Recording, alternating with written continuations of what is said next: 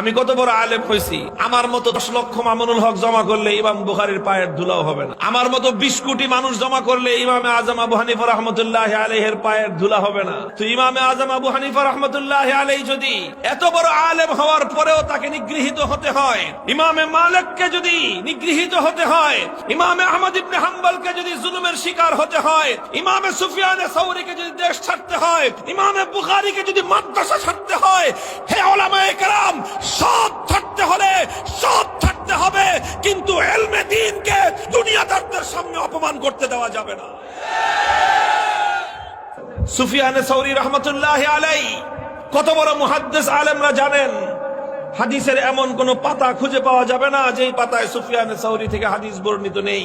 ওনাকে দেশ ছাড়তে হয়েছে, নিজের জন্মভূমি।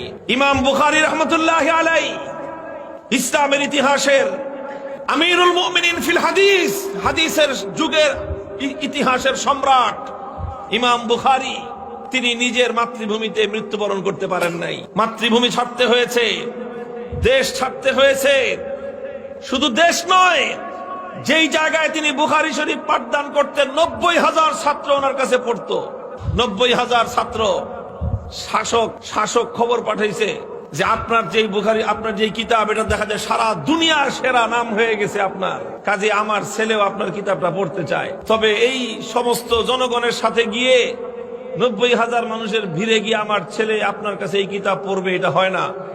আপনি একটা সময় করে আমার বাড়িতে এসে কিতাবটা পড়ায় দিয়ে যাবেন। ইমাম বুখারী রাহমাতুল্লাহি আলাইহি বললেন যে শাসক, যদি আমার কাছ থেকে হাদিস শিখতে হয় তোমার সন্তানকে, 90,000 মানুষের পাশে এসে লাইনে দাঁড়াতে হবে,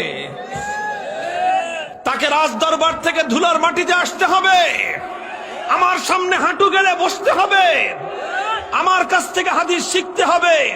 ইমাম বুখারী হাদিসের ফেরি নিয়ে তোমার বাড়িতে গিয়ে টিউটরি করবে না। পছন্দ হলে তোমার ছেলেকে পাঠাও, আর যদি তোমার সন্তান সাধারণ জনতার কাতারে এসে আমার কাছ থেকে হাদিস শিখতে না পারে, ওর কপালে ইমাম বুখারীর ছাত্র হওয়ার গৌরব জুটবে না।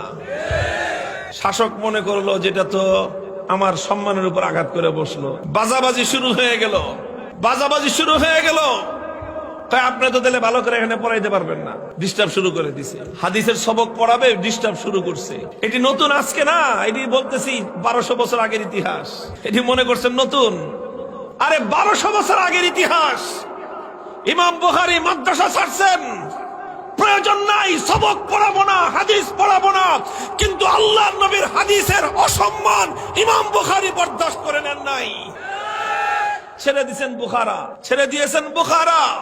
কোন এক নিভৃত পল্লী, খারতাং, কোথায় এক পল্লীতে গিয়ে আল্লাহ রাব্বুল আলামিনকে বলে দিয়েছেন, আল্লাহ ইন্নাল আরদা কদ দাকাত আলাইয়া বিমা রাহাবাত ফাকবিজনি ইলাইক। ওগো আল্লাহ, আমি তোমার নবীর হাদিসের খাদেম, আমি এই জমিনে থাকতে চাই না, আমাকে তোমার কাছে মেহমান হিসেবে নিয়ে যাও। আল্লাহ পাক রব্বুল আলামিন সে এক নিভৃত এক পল্লীতে ইমাম বুখারীকে তার কাছে নিয়ে গেছেন। সেখানেই তার কবর হয়েছে।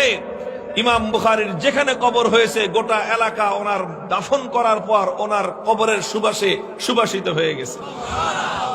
শহর বঞ্চিত হয়েছে, নগর বঞ্চিত হয়েছে, জনপদ বঞ্চিত হয়েছে।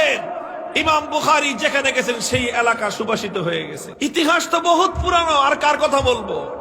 ইমামে আজম আবু হানিফা, ইমামে দারুল হিজরা ইমাম মালিক, ইমামে আহমদ ইবনে হাম্বল, ইমামে সুফিয়ানে সাউরী, ইমামে বুখারী, আর কয় নাম চান? কাজেই উলামায়ে কেরাম, আমরা যদি মনে করি যে আলেম হয়েছি, আমাদের জন্য সবাই শুধুমাত্র লাল গোলাপের পাপড়ি নিয়ে অপেক্ষমান থাকবে, আমাদের জন্য শুধু লাল গালিচা বিছানো হবে, সবাই আমাদেরকে শুধু সম্মান করবে, সবাই শুধু আমাদেরকে মর্যাদা দিবে, এটা যদি আমরা মনে করি, তাহলে আমরা ইতিহাস জানি না।